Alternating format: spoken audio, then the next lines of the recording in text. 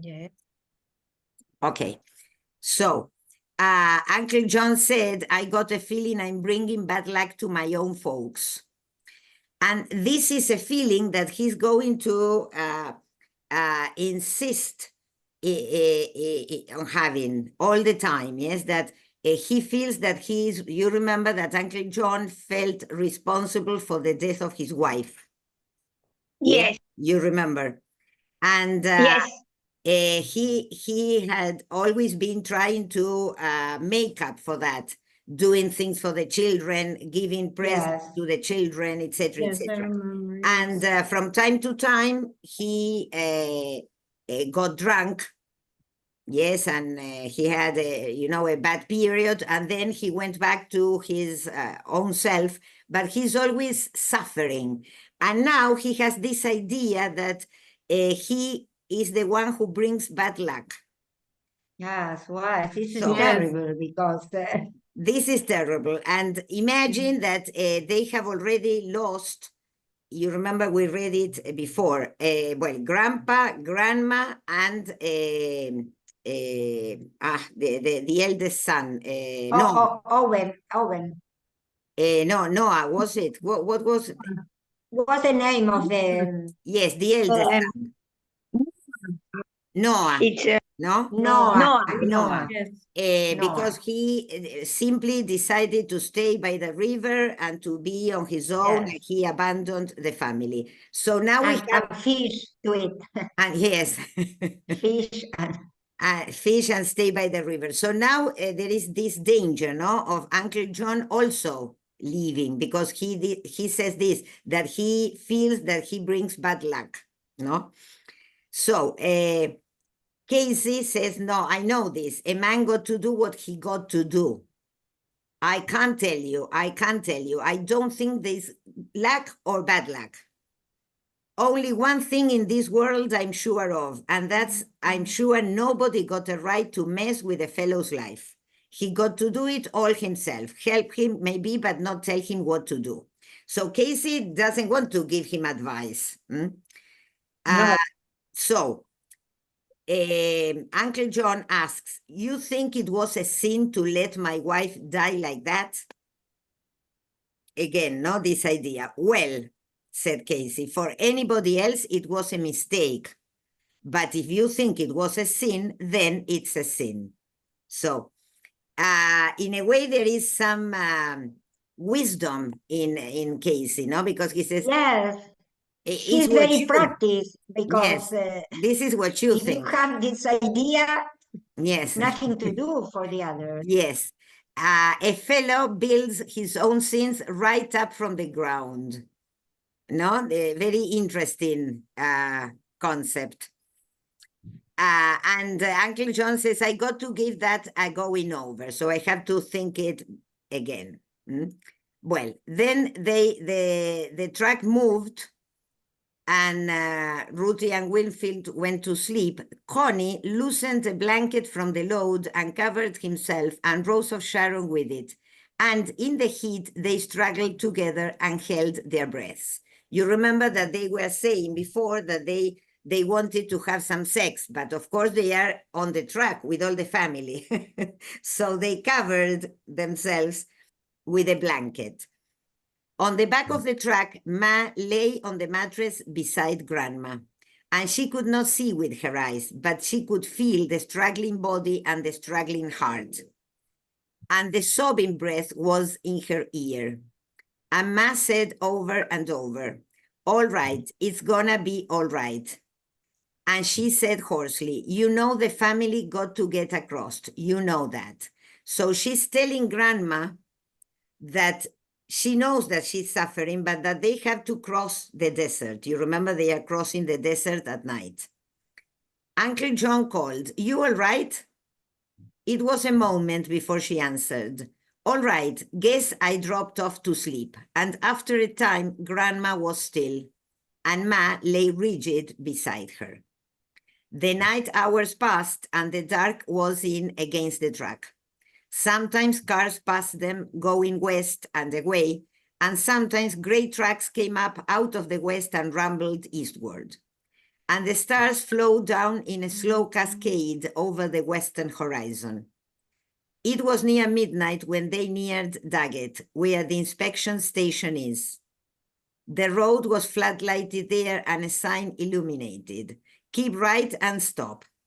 The officers loafed in the office, but they came out and stood under the long covered shed when Tom pulled in. One officer put down the license number and raised the hood.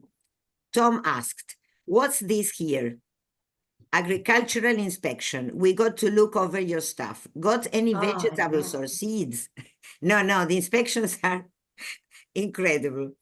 "No," said Tom. "Well, we got to look over your stuff. You got to unload."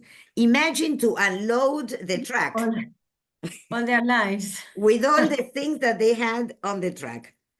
Now, Ma climbed heavily down from the truck. Her face was swollen and her eyes were hard. "Look, mister, we got a sick old lady. We got to get her to a doctor. We can't wait."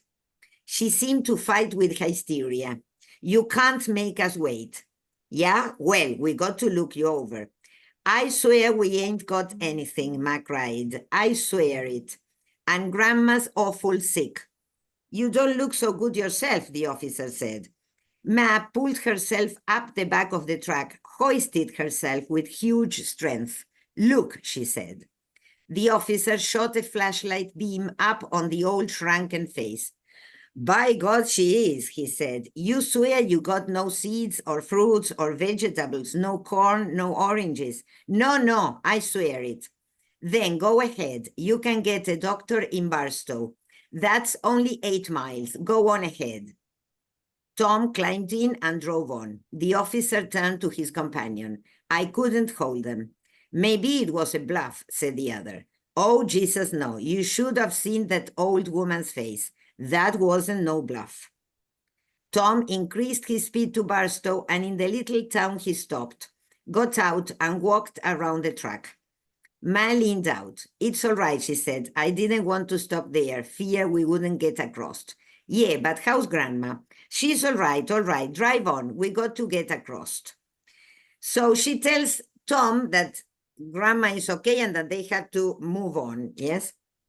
So Tom tells his father, "I don't know what's got into Ma.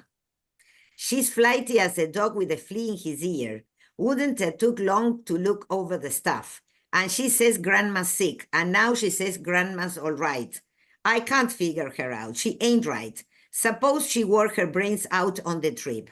So Tom thinks that perhaps his mother is, I don't know, rather mad, yes? The expression is very funny. Suppose she wore her brains out on the trip. Pa said, "Ma's almost like she was when she was a girl. She was a wild one then. She wasn't scared of nothing. I thought having all the kids and working took it out of her. But I guess it ain't. Christ, when she got that jack handle back there, I tell you, I wouldn't want to be the fellow took it away from her." You remember that she had the jack handle to hit him. Yeah. Yes.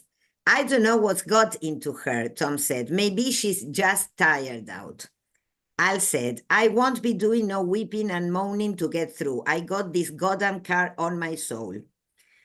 "Well, you done a damn job at picking. We ain't had hardly no trouble with her at all." So you see, it's interesting because each character has his own, let's say, problems, no? Al is worried about the car because he chose the car, and so he feels responsible for the car. Uncle John is worried about his past and the possibility of bringing bad luck to the family. So each of them has his own preoccupations. All night they bored through the hot darkness, and jackrabbits scuttled into the lights and dashed away in long jolting leaps. And the dawn came up behind them when the lights of Mojave were ahead. And the dawn showed high mountains to the west. They filled with water and oil at Mojave and crawled into the mountains, and the dawn was about them. Tom said, Jesus, the desert's past, Pa. Al, for Christ's sakes, the desert's past. I'm too goddamn tired to care, said Al. Want me to drive? No, wait a while. They drove through Tehachapi in the morning glow, and the sun came up behind them. And then, suddenly, they saw the great valley below them. Al jumped on the brake and stopped in the middle of the road. And Jesus Christ, look, he said, the vineyards, the orchards, the great flat valley, green and beautiful, the trees set in rows, and the farmhouses. And Pa said, God Almighty, the distant cities, the little towns in the orchard land, and the morning sun, golden on the valley. A car honked behind them. Al pulled to the side of the road and parked. I want to look at her. This part is very nice because they suddenly discover the valley. And there is a picture I sent you the other day of the film, that when they are standing on the border of the mountain looking at the valley. Yes, you remember that Yeah. picture? Yes. Yes, they are in the road looking. Yes. Because this must have been, I don't know, so full of hope and, you know. Yes. They were expecting to find that place for so many times. Yes, and now they can see it and it's Yes. so beautiful, no? Well, it's a moment of discovery of happiness. Pa sighed. I never knowed there was anything like her. The peach trees and the walnut groves and the dark green patches of oranges and red roofs among the trees and barns, rich barns.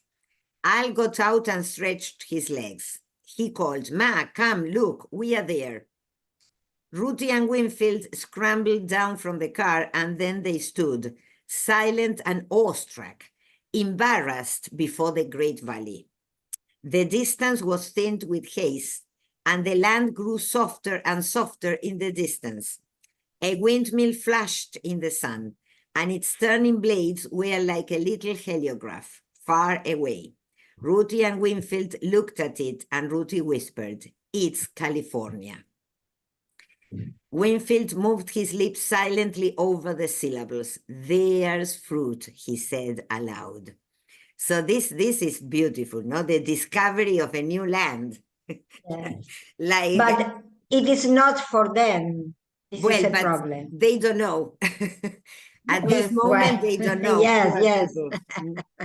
So, Saying that's the land of fruit is also saying I am so hungry. yes, of course. They have been eating practically nothing, yes, all these days. And now they must be hungry, yes, and thirsty. Yes, imagine. So Casey and Uncle John, Connie, and Rose of Sharon climbed down, and they stood silently. Rose of Sharon had started to brush her hair back when she caught sight of the valley, and her hand dropped slowly to her side. Tom said, where's Ma? I want Ma to see it. Look, Ma, come here, Ma. Ma was climbing slowly, stiffly down the backboard. Tom looked at her. My God, Ma, you sick? Her face was stiff and putty-like, and her eyes seemed to have sunk deep into her head, and the rims were red with weariness. Her feet touched the ground, and she braced herself by holding the trackside. Her voice was a croak. You say we are across. Tom pointed to the great valley. Look. She turned her head, and her mouth opened a little. Her fingers went to her throat and gathered a little pinch of skin and twisted gently. Thank God, she said, the family's here. Her knees buckled and she sat down on the running board. You sick, Ma? No, just tired. Didn't you get no sleep? No. Was Grandma bad? Ma looked down at her hands, lying together like tired lovers in her lap. I wished I could wait and not tell you. I wished it could be all nice. Pa said, then Grandma's bad. Ma raised her eyes and looked over the valley. Grandma's dead. They looked at her, all of them, and Pa asked, when? Before they stopped us last night. So when the officer saw the woman, she was She already was dead. already, Ah, Yes. when they stopped, Yes, she claro. was dead. she was already dead, but Wow. the mother was speaking to grandma and told her, we have to cross, you know we have to cross. So it was a kind of effort that she was asking from grandmother. And Yes. then she died, but if she told the officer that there was a dead woman in the truck, they would have made her No. stop. So A great character, no? so you see, she finally tells them, grandma's dead. So that's why you didn't want them to look. I was afraid we wouldn't get across, she said. I told grandma we couldn't help her. The family had to get across. I told her when she was dying. We couldn't stop in the desert. There was the young ones and Rosa Sharon's baby. I told her. She put up her hands and covered her face for a moment. She can get buried in a nice green place, Ma said softly. Trees around and a nice place. She got to lay her head down in California.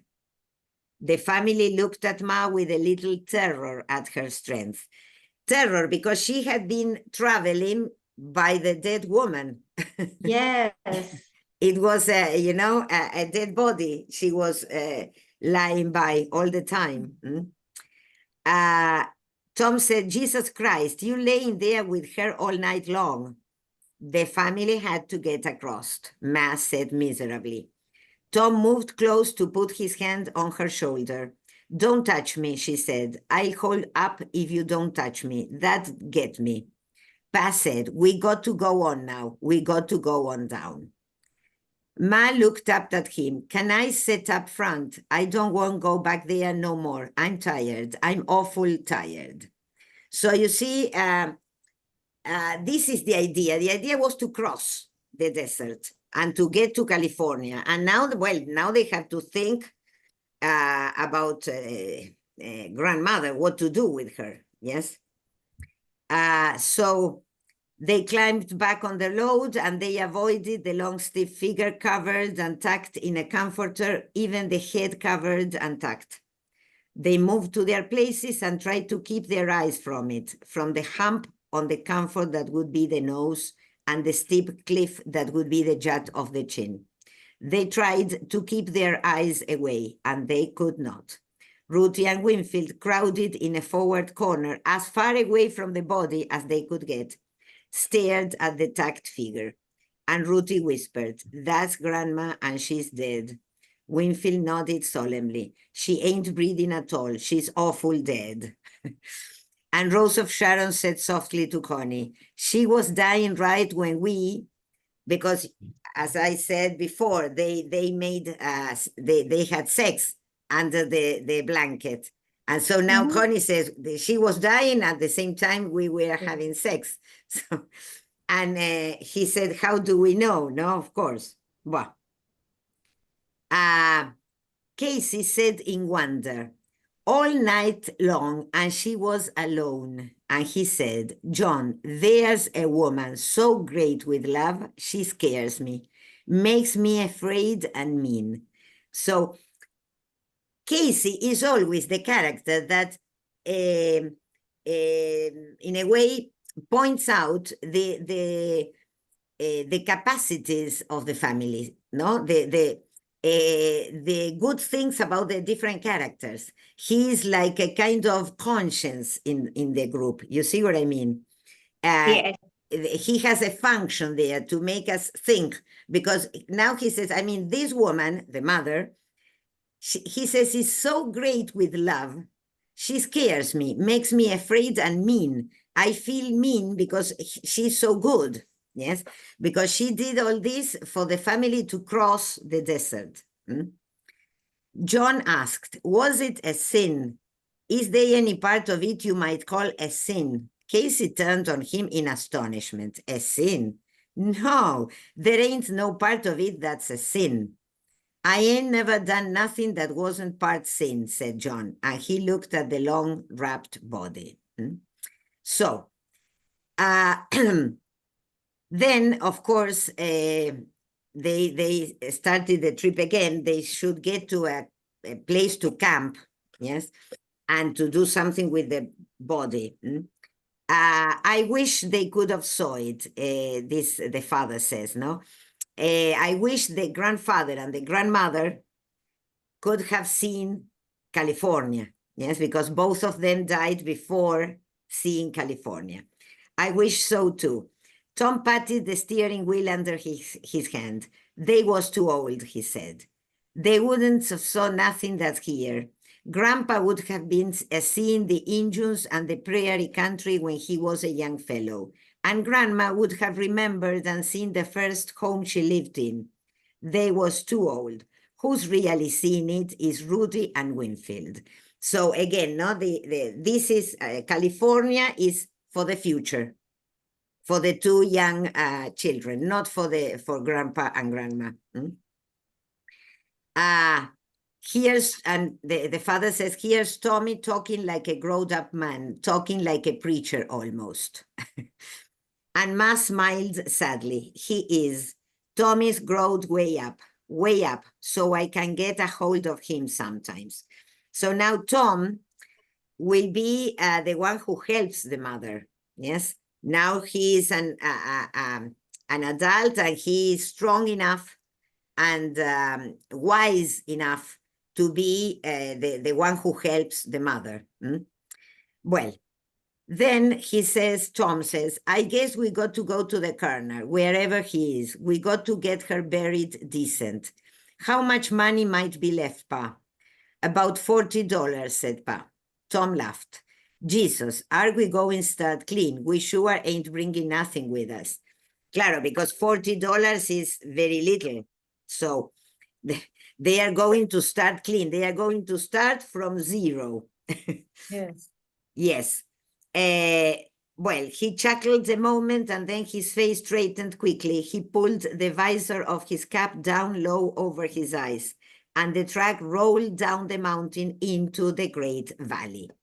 So this is the way they arrived, yes, at the valley. Okay. In chapter 19, we get again the context, yes, and it is interesting from the historic point of view. Once California belonged to Mexico, and its land to Mexicans. Malena nods, no? Yes. And a horde. The United States, they took the half territory of Mexico for his own union. And when was that, Malena? Do you know that? Do you remember? Mexico, yes, it was in the middle of the 19th century. The war started in 1846 to 1848. So, And yes. then when Santana resigned, they took all the territory that belonged Mexico. You Belonged to- remember El Zorro? I was thinking of El Zorro, la Yes, serie, me no? too. Yes, El Zorro, they are Spanish rulers there. yes, yes. In California, I think. Yes, it is in California, and they are California. Spanish. They talk of the king in Spain, or the authorities in Yes. Spain. El virrey, yo qué sé. Yes. Yes, because it depended on Mexico. So the problem started with Texas, because Texas was occupied by Yankees that were colonizing there for Yes. some time. And then they decided to avoid the Mexican law and to establish a solitary star, a lonely star they were called themselves the Lonely Star, la estrella solitaria. Maybe it rings yes. the bell to you. Yes. And there were many conversations with the Congress in the United States for having part of the Union, for having part as a new state, and for preserving their territory. The ruler of Mexico invited Yes. Texas for dissolving the Lonely Star and to recover the territory. Yes. And it was the beginning of a war between the United States and Mexico. United States invaded Mexico. They won the war, and they took not only Texas, but all the other territories that are from Texas to the west, Wyoming, Nevada, New Mexico, California, Utah. There are many states that were created after this war. Yes, and there was a danger of Spain entering into a war. Yes, I don't know so much about that. Yes, because I am now reading a novel by the same author who wrote The Alienist. You know, this there is a serial on TV, El Alienista. I don't know if you saw it. Well, the same writer who wrote this novel I am reading, and it is situated in New York. And the characters say that there is a danger of having a war with Spain. That they are that the diplomatic relationships with Spain are very tense because there could be a war, and this is 1840 something. Yes, so this is so probably there was a danger of Spain entering into a war, but but that never happened. Probably Spain did not interfere finally.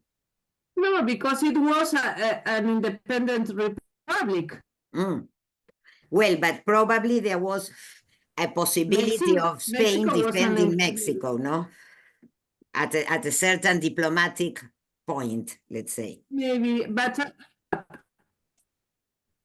I don't know. So, it's a possibility. It is a possibility, yes. At the end of this century, in 1898, they fought for the liberation of Cuba. And Also, it was yes. the first,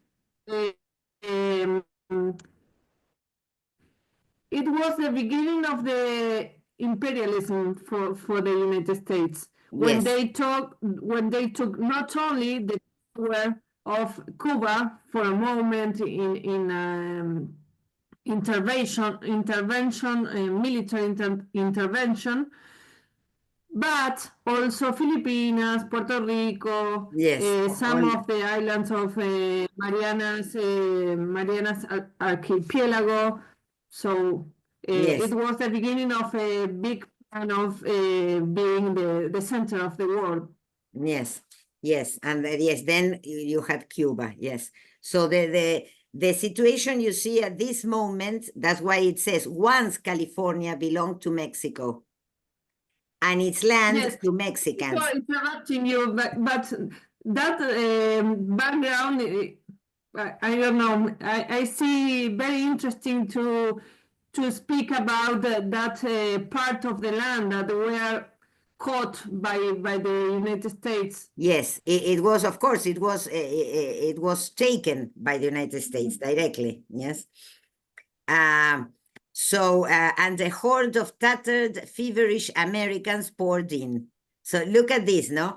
A horde of tattered, feverish Americans poured in. I don't know if you see the meaning, no? First of all, a horde, yes, una horda of tattered is when your clothes are all torn off, no? At a maybe Sí, harapiento. harapientos, Sí. harapientos. Yes, and feverish. Yes, feverish. Americans poured in, and look at the verb poured, no, like a flood of water, Yes. poured in. Were flat. And such was their hunger for land that they took the land, stole Starter's land, Guerrero's land, took the grants and broke them up and growled. Look at the verb, growled. It's a verb used for animals, yes? And quarreled over them. Those frantic, hungry men. And they guarded with guns the land they had stolen. They put up houses and barns, they turned the earth and planted crops, and these things were possession, and possession was ownership. So if you possess, and then you own, simply like that, yes? But we know this is the same they did here, and yes, advancing on the lands, Yes. taking Yes. possession, claro. It was everywhere, here Everywhere, in Argentina too. Clavo mi lugar acá y es mío, ya está. Y es mío, claro. Y voy corriendo el alambrado. Tal cual. Claro, de a poquito.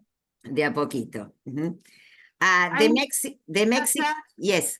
I'll attach a map of that territory that were integrated to the US. Where did you do it? WhatsApp. In I put WhatsApp. it- Okay, so I can check. Yes. The Mexicans were weak and fed. They could not resist because they wanted nothing in the world as frantically as the Americans wanted land. So you see, this is the explanation. The Mexicans were not so hungry as the Americans, no? Then with time, the squatters were no longer squatters, but owners. And their children grew up and had children on the land. And the hunger was gone.